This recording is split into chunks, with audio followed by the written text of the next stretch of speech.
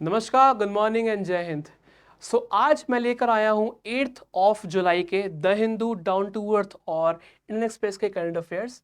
Let's get started. I welcome you all to our YouTube channel which is Swami Vivekananda Institute. Let's get started guys.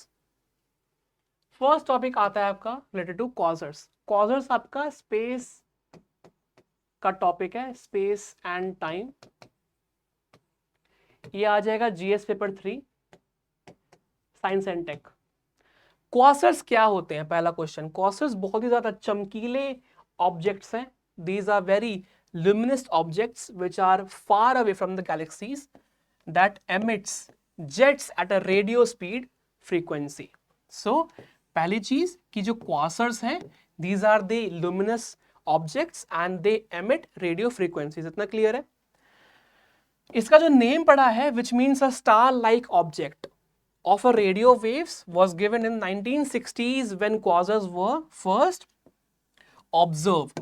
ठीक है, पहली बार में जब ये ऑब्जर्व किए गए थे तो देखा गया था कि दे emit radio waves.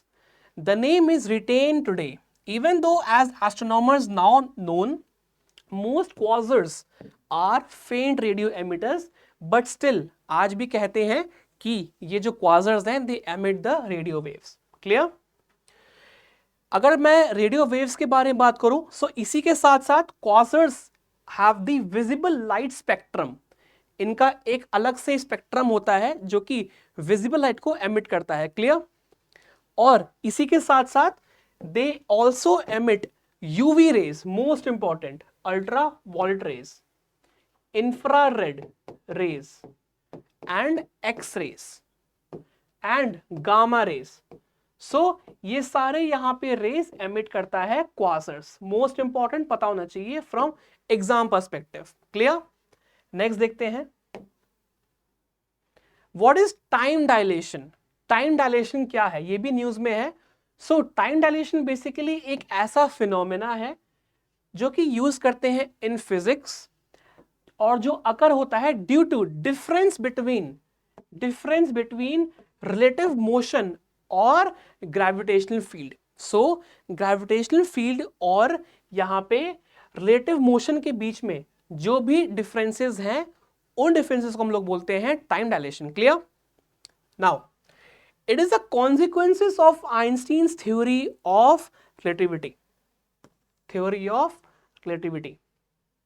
Both the special theory of relativity and general theory of relativity. Clear? और ये थ्योरी कहती है कि जो टाइम डायलेशन है ना, it occurs when two observers, जैसे कि observer 1 and observer 2, when both are in relative motion to each other, then this will happen which is time dilation. ठीक है? और as per this theory time is not absolute. ठीक है, जो समय है that is not absolute, it is just a reference point. एक तरह से टाइम को लेते हैं, it's a reference point to the observer's frame, जो देख रहा है उसके ऑब्जर्वर स्टेट में टाइम डायलेशन को देखता है। ठीक है? यहां पे आप लोगों को पता होना चाहिए कि क्वासर्स क्या है and what is time dilation. Clear? आगे देखते हैं, international conference on green hydrogen ICGH 2023। ठीक है, देखते हैं क्या है ये कॉन्फ्रेंस के बारे में। ये जो कॉन्फ्रेंस है basically this focuses on green hydrogen energy. Green hydrogen का जो इकोसिस्टम है उसको ये फोकस करता है and it fosters a systematic approach to global decarbonisation goals. मतलब कि ग्लोबल लेवल पे कैसे कार्बन को नहीं बट कार्बन के प्रोडक्शन को कैसे कम किया जाए और कैसे ग्लोबली उसको डीकार्बोनाइज किया जाए, उसके लिए यहाँ पे international conference of on green hydrogen 2023 है। नाउ हाइड्रोजन प्रोडक्शन टेक्नोलॉजी, जैसे कि इस बार का थीम भी है कि will focus on various methods on producing green hydrogen such as electrolysis. what is electrolysis? Electrolysis is a method by virtue of which we can produce hydrogen gas, and this hydrogen gas can be used as a fuel as well. ठीक है। Now thermochemical, biological and फोटोकैटालिसिस, सो इन सारे process में यहाँ पे hydrogen का use होता है। Clear. Now will also discuss the challenges and opportunities in scaling up these technologies and reducing their costs. अगर हाइड्रोजन स्टोरेज एंड डिस्ट्रीब्यूशन की बात की जाए गाइस, सो ये जो थीम है इस बार का, will address the issues which are storing and transporting green hydrogen. अब इसको स्टोर करना और ट्रांसपोर्ट करना एक बहुत बड़ा टास्क बन जाता है, because hydrogen production is itself a cost taking process, it is a heavy investing process. Okay, clear. आगे देखते हैं। Green financing, so green financing क्या चीज है? This theme will explore the various sources and mechanisms of green hydrogen projects such as green bonds, carbon credits, subsidies, etc. Green financing क्या है? Green financing green hydrogen से related है। It is related to your green hydrogen. यहां पे होगा क्या कि green bonds को यहां पे इश्यू किया जाएगा। ये वो बॉन्ड्स हैं जो सिर्फ और सिर्फ स्पेसिफिक पर्पस के लिए, जो कि क्लाइमेट चेंज से लड़ने का रीजन है, सिर्फ क्लाइमेट चेंज के लिए यहां पे ये यूज किए जाते हैं। क्लियर। और इनका कोई अदर यूज नहीं हो सकता। कार्बन क्रेडिट्स, सब्सिडीज, और it will also discuss the role of public private partnerships, multilateral agencies etcetera in supporting the green hydrogen initiative.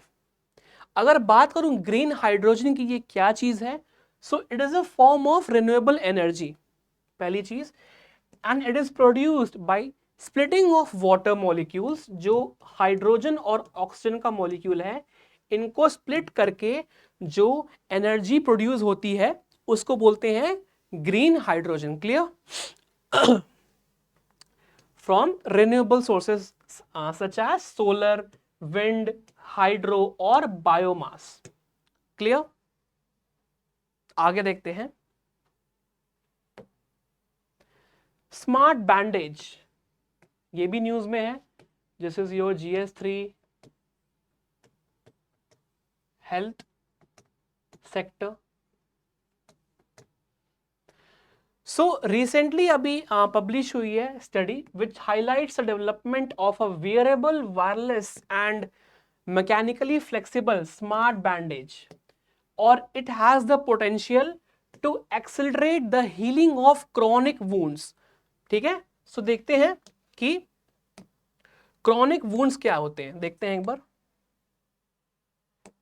What are your chronic wounds?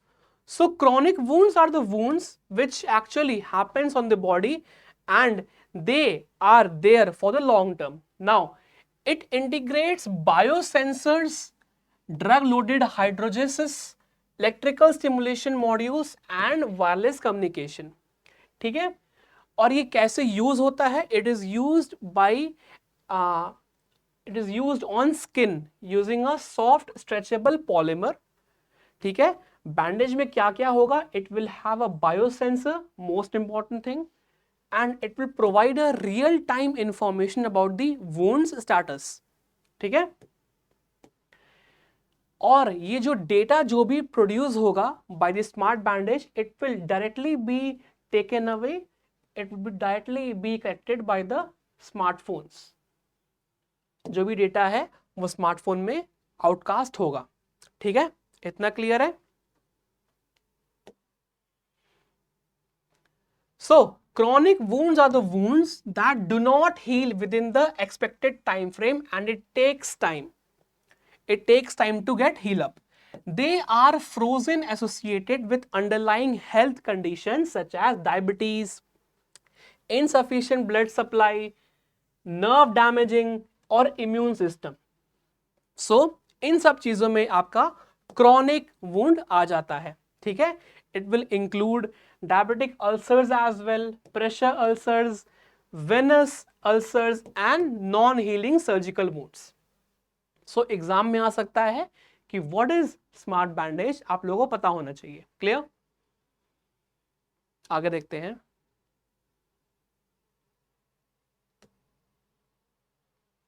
What are TOMV and what are CMV?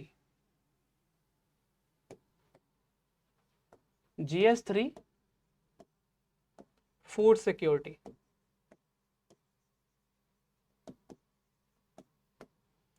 देखते हैं।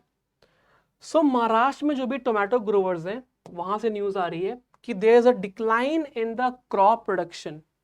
अब ऐसा क्या हो रहा है कि crop production का यहाँ पे डिक्लाइन देखा जा रहा है? ऐसा क्या हो रहा है कि जो टोमेटोज हैं उनका प्राइस अपसर्ज कर रहा है? सो decline to the cucumber mosaic virus CMV virus, while growers in Karnataka and other South Indian states blame the tomato mosaic virus TOMV. So tomato mosaic virus एक तरह का वायरस है which declines the overall productivity of a crop, especially in tomatoes. ठीक है?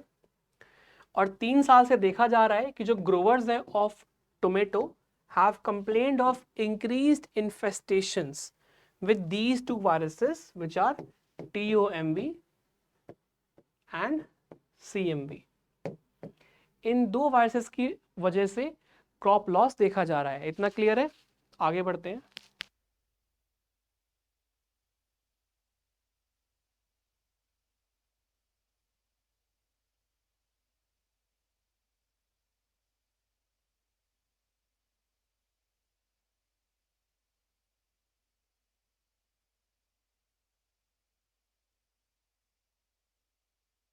Next देखते हैं। ठीक है? So next is about Zo peoples of Manipur.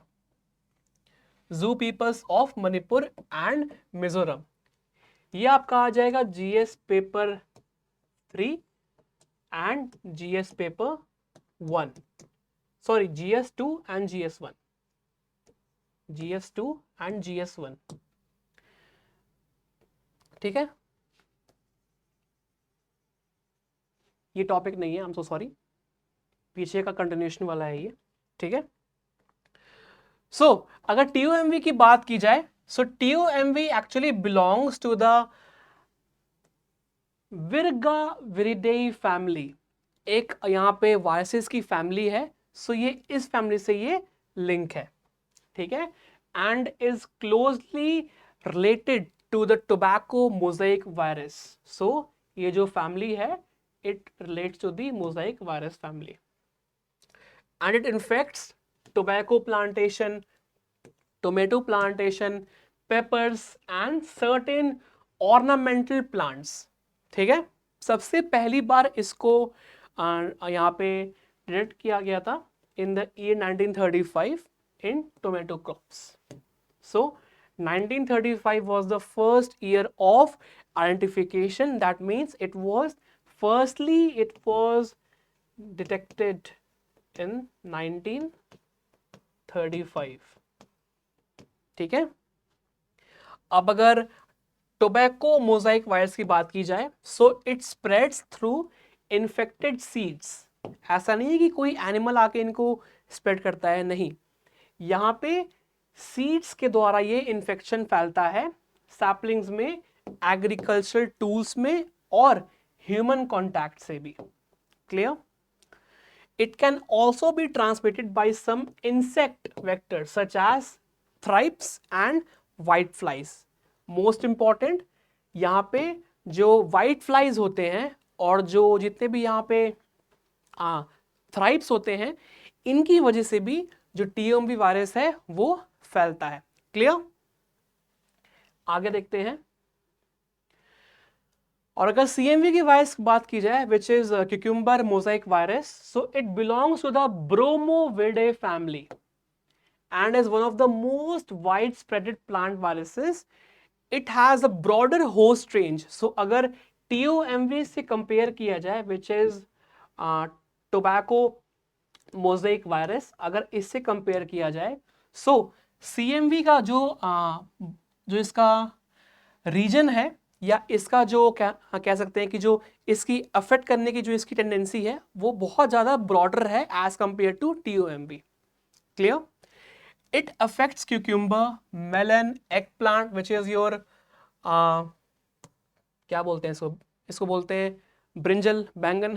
ठीक है, eggplant is your brinjal, tomato, carrot, lettuce, celery, cucurbits and some ornamentals as well. इसको सबसे पहले इसको देखा गया था in cucumber in the year 1934, इसीलिए इसका नाम पड़ा क्यूक्यूम्बर मोज़ेक वायरस. और ये स्प्रेड कैसे होता है? By sap insects. यहां पे भी इंसेक्ट्स होते हैं, इनसे ये फैलता है. And they can acquire and transmit the virus within 3 minutes. So यहां पे बहुत ज्यादा इसका रेट ऑफ एक्सेलरेशन है. The rate of acceleration of infection is really higher in CMV as compare to TOMV. क्लियर? और it will be infected and transmitted by seeds, mechanical inoculation and grafting. अगर crops की effect की बात की जाए, so it will damage the leaves. ये पत्तों को खराब कर देगा, primarily at the top and the bottom, while leaving the middle structure unaffected. So ऊपर का रीजन और नीचे का रीजन जो भी प्लांट है, ठीक है, उसका ऊपर का रीजन और नीचे का रीजन यहां पे ये अफेक्ट करता है.